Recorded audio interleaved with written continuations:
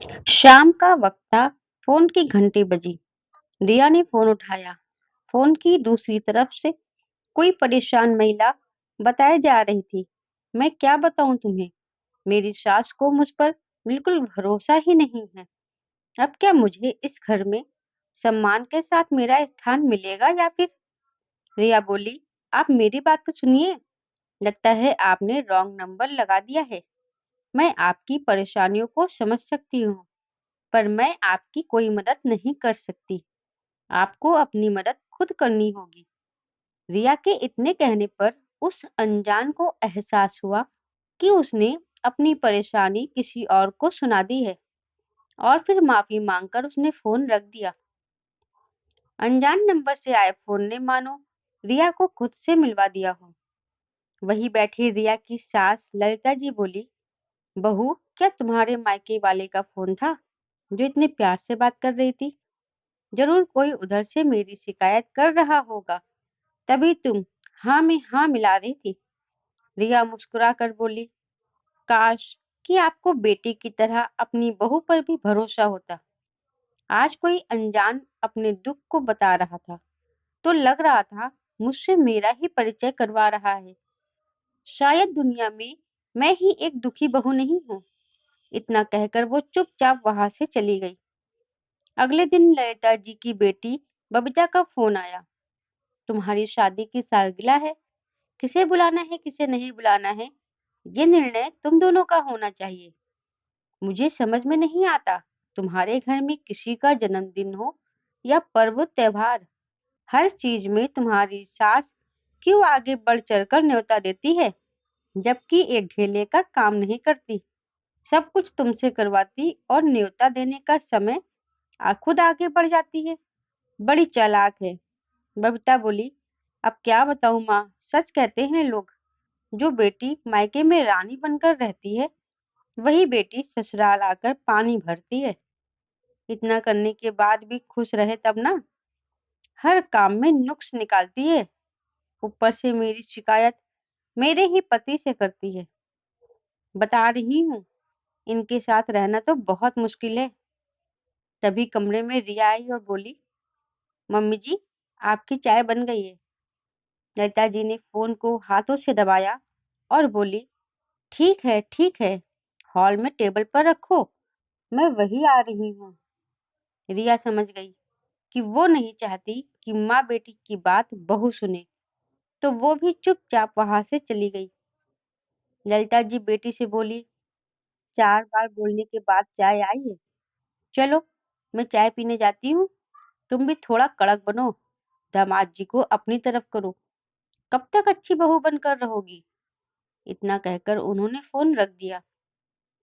बाहर आकर चाय की एक घुट लेकर अपने पति किशोर बाबू को बोली, सच कहते हैं लोग, लड़की अच्छी हो तो उसे सास अच्छी नहीं मिलती, और मेरे जैसी अच्छी सास हो तो उसे बहू अच्छी नहीं मिलती।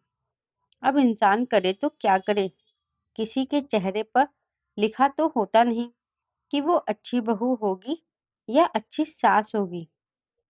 किशोर बाबू बोले, भाग्यवान, औरतों की लीला औरतें ही जाने।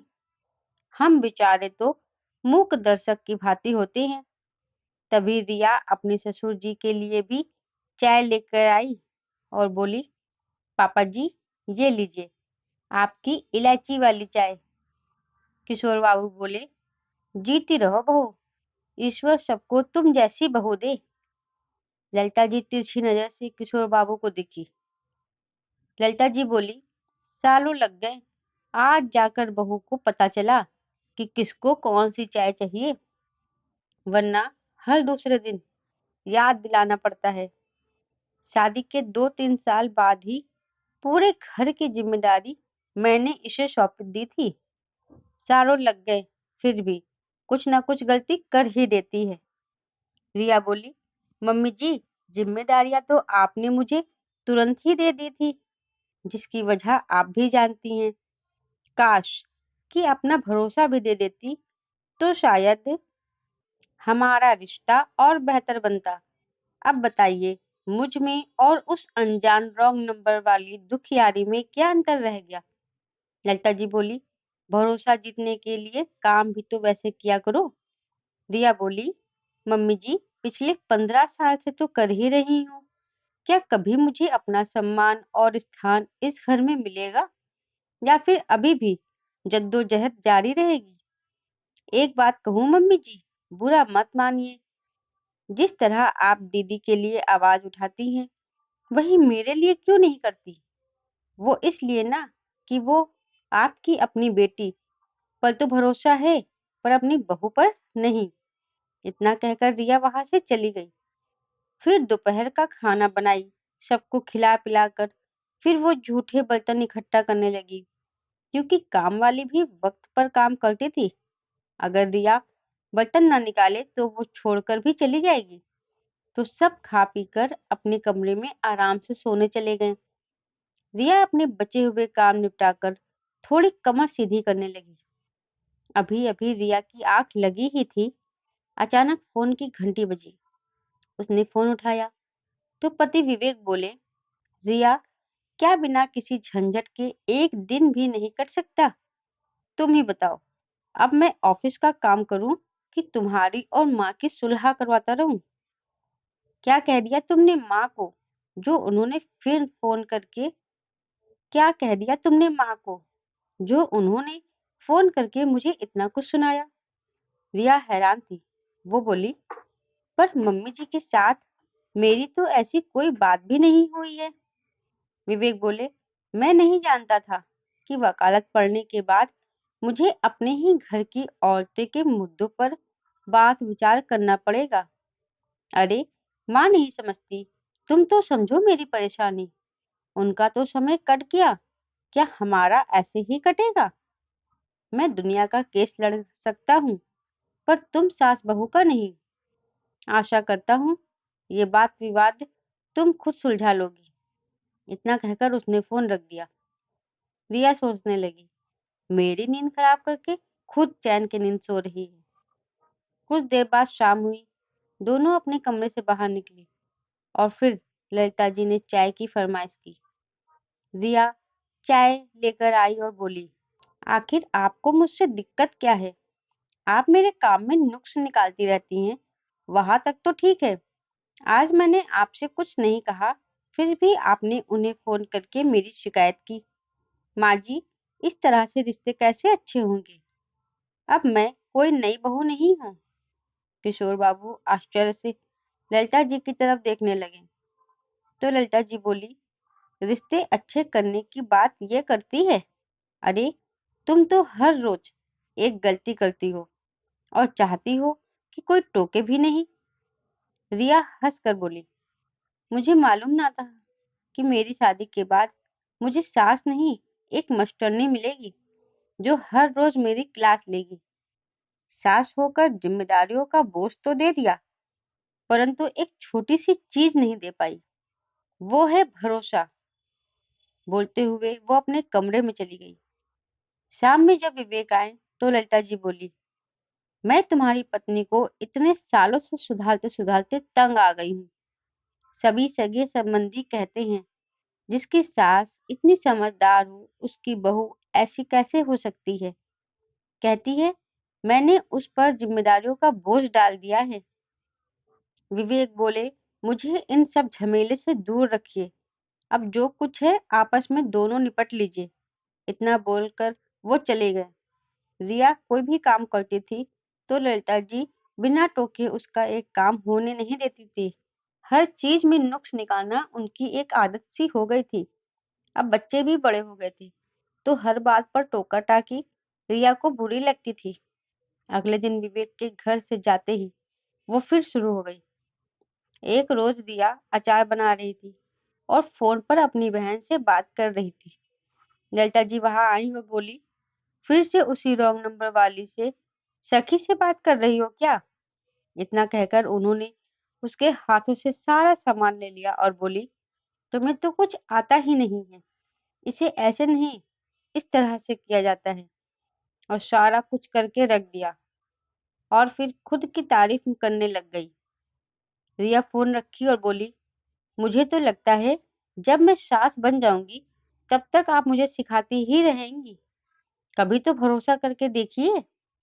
लड़ाई लड़ने से पहले ही आप मेरे हथियार मुझसे ले लेती हैं और फिर पूछती हैं कि जीत कर आई हो या हार के। ये तो नाइंसाफी है। पास में बैठे किशोर बाबू हंसने लगे तो ललिता जी ने आंखें दिखाई। रिया बोली, मम्मी जी, आपको दीदी पर कितना भरोसा है कि वो अपने ससुराल की जिम्मेदारियों को बाखूबी निभा लेंगी। मुझे तो लगता है उनकी सास उन पर भरोसा रखती है, तभी सब कुछ उन पर छोड़ देती है। पर आप हैं कि जिम्मेदारी तो मुझे दे देती हैं, पर बेटी जैसा भरोसा नहीं दे पाती हैं। वक्त ऐसे ही बीतने लगा। दोनों की नोक-झोंक में रोज समय कट जाता था। किशोर बाबू दर्शक की तरह देखते और जरूरत के हिसाब से अपनी पार्टी बदलते रहते थे। एक रोज विवेक घर में थे। ललिता जी फिर शुरू हो गई। विवेक कभी भी माँ को जवाब नहीं देते थे, पर उस दिन वो अपनी माँ से बोले, माँ, शुरू शुरू में आप उसे टोकती थी, समझाती थी तो ठीक था। अब ये भी तो देखो, उसकी उम्र कितनी हो गई है। अरे, बच्चे उसके शादी के लायक हो गए हैं और आज भी आप सबके सामने उसे टोकती रहती हैं। आखिर ये कब तक चलेगा? अब जिम्मेदारियां दी है तो भरोसा भी रखो। आखिर वो भी कितना इंतजार करेगी? इतना बोलकर विवेक भी कमरे में चले गए। किशोर बाबू पत्नी से बोले, बाकी का जीवन सुख से जीना चाहती हो या इसी लड़ाई झगड़े में बिताना चाहती हो, ये अब तुम्हें तय करना है। क्योंकि जब इन सब परेशानियों से बेटे बहू अलग होने लगेंगे तो मैं भी तुम्हारा साथ नहीं दे पाऊंगा। तुम्हारी बहू है जो तुम्हारा कहना सुनकर भी आज तक इस घर में टिकी हुई है। मैं तो कहता हूँ तुम्हारी बेटी भी इतना बर्दाश्त नहीं कर पाएगी। इतना बोलकर वो भी अपने काम में लग गए। अब तो घर में जब भी फोन की घंटी बजती और अगर रिया फोन उठाती तो ललिता जी उसकी तरफ देखती थी। रिया मुस्कुरा कर बोलती, मम्मी जी, गलती से बेचारी का उस दिन फोन लग गया होगा। उसने अपनी परेशानी क्या साझा कर ली, आप तो मुझे शंका की दृष्टि से देखने लगी हैं। भरोसा रखिए, अब मेरी उम्र नहीं रही नैन मटक्का करने की।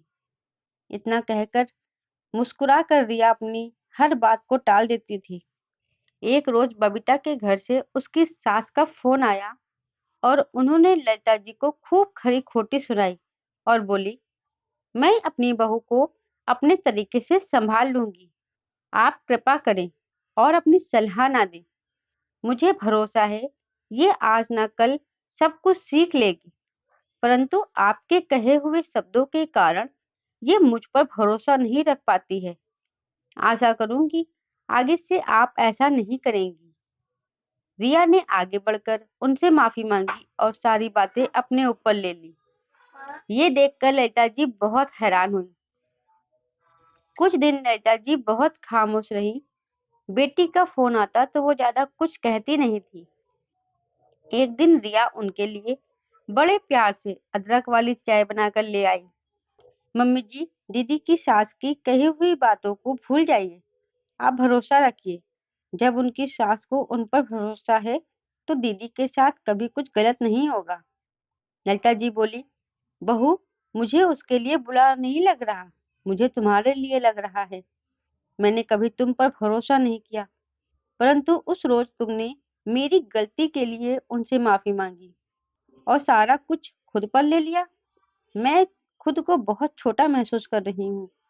सच कहते हैं तुम्हारे ससुर जी, तुमने तो अपनी जिम्मेदारी निभाई, शायद मैं ही भरोसा नहीं दिखा पाई। रिया मुस्कुराकर बोली, मम्मी जी, इसका मतलब अब आप मुझ पर भरोसा करती हैं? ये जानकर मैं बहुत खुश हूँ। चलिए एक नई शुरुआत करते हैं। हमेशा आपका बेटा कहता रहता है कि हम दोनों लड़ते रहते हैं। अब मैं उन्हें दिखाऊंगी कि सास बहू भी माँ बेटी जैसा रिश्ता बना सकती हैं। इतना कहते ही ललिता जी ने रिया को गले से लगा लिया और रिया ने भी बीते सालों की बातों को भुला दिया। क्योंकि अगर आगे का जीवन सुख में बनाना है तो बीती बातों को एक किनारे रखना ही होगा। अंत भला तो सब भला। दोस्तों, कहानी अच्छी लगी है तो कमेंट में हमें जरूर बताइएगा। दोस्तों, कहानी पसंद आई हो तो वीडियो को लाइक शेयर सब्सक्राइब करना मत भूलिएगा। धन्यवाद।